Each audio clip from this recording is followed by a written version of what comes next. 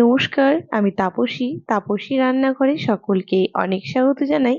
চলে এসেছি আবারও একটি সম্পূর্ণ নতুন রেসিপি নিয়ে। আজকে একটি লোভনীয় রেসিপি করতে চলেছি। দেখে নিশ্চয়ই বুঝতে পারছেন আজকের রেসিপি খাসির মাংসের চর্বি দিয়ে ঘুগনি। ঘুগনি বানানোর জন্য সারা রাত্রি আমি মটরগুলো ভিজিয়ে রেখেছিলাম।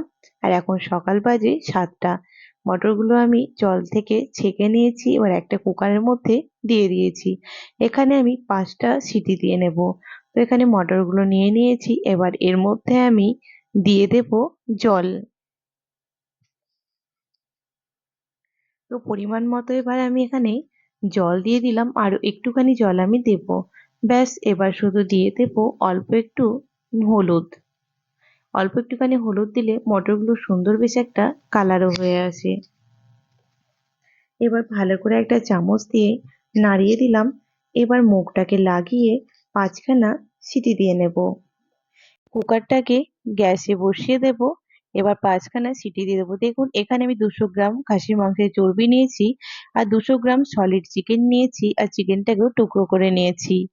এবার আমি নিয়ে নিয়েছি কাঁচা লঙ্কা, নিয়েছি এখানে 4টে পেঁয়াজ, নিয়েছি এখানে আদা রসুন, 2টো টমেটো আর কাঁচা লঙ্কা। যেহেতু আমি 400 গ্রাম মটর নিয়েছি, তাই 400 গ্রাম মটরের পরিমাণে সমস্ত কিছু মশলা নিয়েছি। 2টো আলুও টুকরো করে নিয়েছি।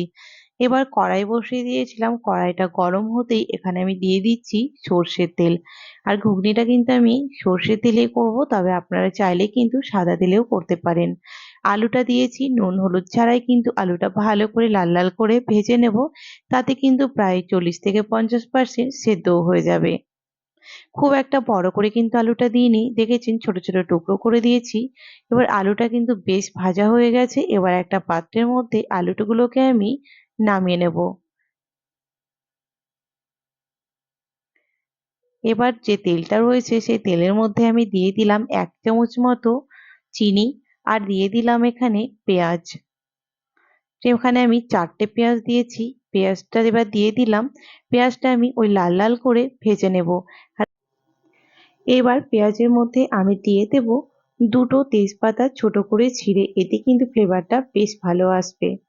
এবার পেঁয়াজটাকে নাড়তে থাকবো আর একদম লালচে করে ভেজে নেব।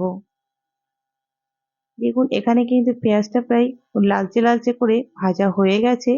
এবার আমি যে মশলাগুলো দেখিয়েছিলাম তার মধ্যে কাঁচা লঙ্কা আদা আর রসুনটা কিন্তু আমি পেস্ট করে নিয়েছি। সেই পেস্টটা এবার আমি এখানে দিয়ে দিচ্ছি, আর আদা রসুনের একদম কাঁচা গন্ধ যাওয়া পর্যন্ত কিন্তু মিডিয়াম আঁচে ভালো করে কষে নিতে হবে। আদা রসুনের একদম গন্ধ থাকলে চলবে না। আদা রসুনের গন্ধটা যাওয়া পর্যন্ত কিন্তু মশলাটাকে ভালো করে মিডিয়াম আঁচে এবং মাঝে মাঝে আঁচটা কমিয়ে ভালো করে কষে নেব। সুন্দরভাবে কষানো হয়ে গেছে। এবার আমি দিয়ে দিচ্ছি 1.5 চামচ মতো ধনে গুঁড়ো, 1 চামচ মতো দিয়ে দিলাম এখানে জিরে গুঁড়ো, আর এবার দিয়ে দিচ্ছি কালারের জন্য কাশ্মীর লঙ্কার গুঁড়ো। আমি 1.5 চামচ এখানে কাশ্মীর লঙ্কা গুঁড়ো ব্যবহার করেছি। এবার হালকা করে একটুখানি নাড়াচাড়া করে নেব। তারপরে মশলার মধ্যে জল দিয়ে দেব আর ভালো করে কষিয়ে নেব।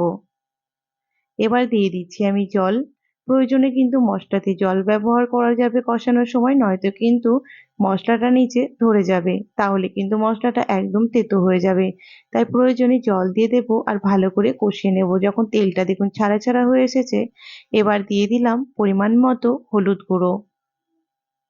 এখানে আমি প্রায় 1.5 থেকে 1.5 চামচ মতো আর কি হলুদ গুঁড়ো ব্যবহার করেছি। এবার দিয়ে দিলাম এখানে নুন। এখানে 1 চামচ নুন দিলাম। পরবর্তীতে কিন্তু আমি ঝোলেতে নুনটা দিয়ে দেব। দেখুন এবার দিয়ে দিলাম 2টো টমেটো, যে টমেটো দুটো আমি এখানে মানে কেটে রেখেছিলাম। যেহেতু মশলাটা একদম ওইদিকে কষানো হয়ে গেছে, এবার শুধু টমেটোটাই দিলাম। টমেটোটাও দিয়ে দেখুন ভালো করে কষিয়ে নিচ্ছি, আর প্রয়োজনে বলেছিলাম মশলাদের মধ্যে জল ব্যবহার করা যাবে কষানোর সময়, তাই হালকা একটু গরম জল মিশিয়ে নিয়েছি। মশলাটা সুন্দর কষানো হয়ে গেছিল। এখানে এবার চিকেনের টুকরোগুলো আর এখানে খাসির মাংসের টুকরো মানে চর্বির টুকরোগুলো দিয়ে দিলাম। এবার ভালো করে কিন্তু মশলাটার সঙ্গে চিকেনের টুকরো আর এখানে যে খাসির মাংসের চর্বি নিয়েছি সেটাকে কিন্তু ভালো করে কষে নিতে হবে। তাই মিডিয়াম আঁচে দেখুন তেলটা ছাড়তে শুরু করেছে। বারবার নাড়াচাড়া করে দেব আর ভালো করে এখানে কষিয়ে নেব। আর কে কে ছোটবেলার মতো কোয়াটার পাউরুটি দিয়ে ঘুগনি খেতে ভালোবাসেন আমাকে কিন্তু অবশ্যই জানাবেন। এবার আঁচটা কমিয়ে দিয়ে একটু ঢাকা দিয়ে দিলাম, আর দেখুন এইদিকে কিন্তু মটরগুলো সুন্দর সেদ্ধ হয়ে গেছে, আর এদিকেও কিন্তু চিকেনের টুকরোগুলো একদম সুন্দরভাবে কষানো হয়ে গেছে, তেলগুলো ছেড়ে ছেড়ে এসেছে। এবার সেদ্ধ করে রাখা মটরগুলো দিয়ে দিচ্ছি, আর মটরগুলো দিয়ে কিন্তু বেশ কিছুক্ষণ ধরে এই মশলার সঙ্গে কষিয়ে নেব। মটরটা অনেকক্ষণ বেশ সময় ধরে কষিয়ে নিলে কিন্তু ঘুগনিটা ভীষণ টেস্টি হয়। সকাল বলুন বা রাত্রি, এই ঘুগনি খেতে কিন্তু বেশ ভালো লাগে। সকালে কিন্তু রুটি লুচি পরোটাই বলুন বা মুড়ির সাথে, আর এই সন্ধেবেলাও কিন্তু বেশ ভালো লাগে একটু চাট মশলা, পেঁয়াজ কুচোনো আর একটু শসার টুকরো এগুলো দিয়ে খেতে বেশ ভালো লাগে, আর একটুখানি লেবুর রস। কার কার এরকম ভাবে ঘুগনি খেতে ভালোবাসেন সেটা কিন্তু অবশ্যই জানাবেন। আমি তো ভীষণ ভালোবাসি খেতে। তো দেখুন বেশ কিছুক্ষণ ধরে মশলার সঙ্গে মটরটাকে কষিয়ে নিয়েছিলাম। এবার পরিমাণ মতো দিয়ে দিচ্ছি গরম জল। পরিমাণ মতো গরম জল দিয়ে দেবো। ঘুগনি কিন্তু একটুখানি ঠান্ডা হলেই বেশ জমে যায়, আর ঘুগনিটা কিন্তু আমার একটু পাতলা খেতে বেশ ভালো লাগে। তো দেখুন পরিমাণ মতো আরও কিন্তু আমি এখানে জল দিয়ে দেব, আর দেখুন মটরটা খুব সুন্দরভাবে কিন্তু সেদ্ধ হয়েছে। তো এখানে দিয়ে দিলাম আবারও একটুখানি গরম জল,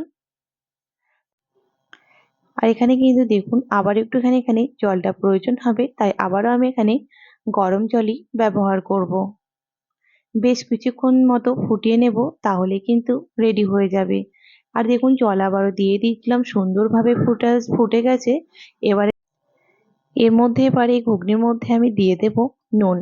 যেহেতু আগে আমি 1 চামচ নুন ব্যবহার করেছি, আর কিন্তু আমি ঘুগনিতে নুন দিইনি, তাই এখানে কিন্তু আমি পরিমাণ মতো দিয়ে দেব নুন।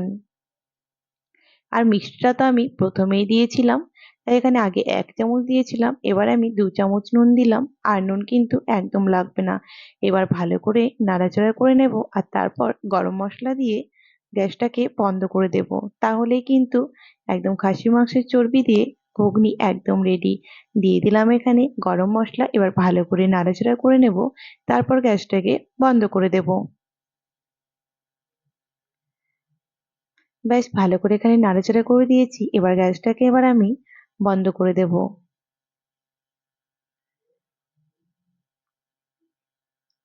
আর দেখুন এবার কিন্তু দেখেই নিশ্চয়ই বুঝতে পারছেন একদম চর্বিগুলো ওপরে ভেসে উঠেছে, আর আমি কিন্তু দেখেছেন তেলটা কিন্তু খুব একটা ব্যবহার করিনি। আর দেখুন কি অপূর্ব লাগছে দেখে, কিন্তু কে কে লোভ সামলাতে পারছেন না আমাকে অবশ্যই জানাবেন। চর্বিগুলো ওপরে কিন্তু সুন্দরভাবে ভেসে উঠেছে, আর দেখুন কালারটা কিন্তু অসম্ভব ভালো উঠেছে। আর যে চিকেনের সলিড পিসগুলো আমি টুকরো করে দিয়েছি সেগুলো খেতেও কিন্তু বেশ ভালো লাগছে। তাই চলুন দুটো বাটির মধ্যে একদম ঘুগনি কাকুদের মতো করে ঘুগনিটাকে সাজিয়েও নিই। তো যারা এখন আমার চ্যানেলটিকে সাবস্ক্রাইব করেনি তাদের অনুরোধ জানাচ্ছি, যারা ইউটিউব থেকে দেখছেন প্লিজ আমার চ্যানেলটিকে সাবস্ক্রাইব করে পাশে থাকা বেল আইকনটি প্রেস করবেন, যেন আমি নতুন ভিডিও আপলোড করার সাথে সাথে নোটিফিকেশন প্রথম আপনাদের কাছে পৌঁছে যায়। আর যারা ফেসবুক পেজ থেকে দেখছেন প্লিজ পেজটিকে ফলো করে দেবেন।